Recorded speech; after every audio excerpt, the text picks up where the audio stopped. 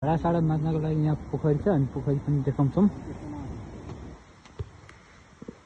यो चुलामा चाहिँ पकाएर खाना पकाएर यहाँ चाहिँ त्यो अल्लो पकाउने अनि त्यो पोखरीमा चाहिँ धुने।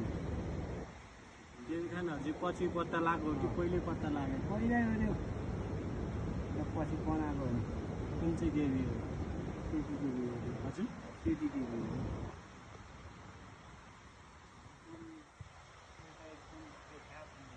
यहाँ त देउता यहाँको देउता त हराइहाल्यो नि, लगेकोले लग्यो।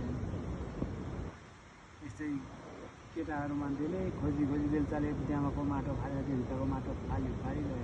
चोरी भयो यहाँको चाहिँ। देउता कस्तो त्यो 7 पाता ढुङ्गा यति आउने झलक झलक बत्ती बोल्ने एउटा कोठा त उज्यालो हुने यस्तो देउता थियो। दक्ष ढुङ्गा जस्तो हो।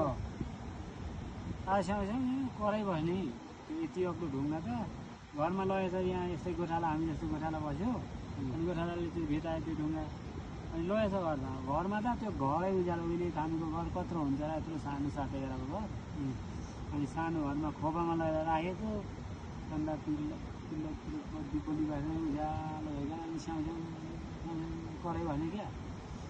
अनि हाम्रो थामीको आफ्नै भाषाले यस्तो के ल्यायो यहाँ, यस्तो कराउने के ल्यायो भनिकन तपाईँको बुढालाई भनिकन त्यो बुढाले फेरि यहीँ जस्तोको तस्तो यहीँ ल्याएर राखिकन अनि पछि गोलो खोजेर लग्यो कता लग्यो।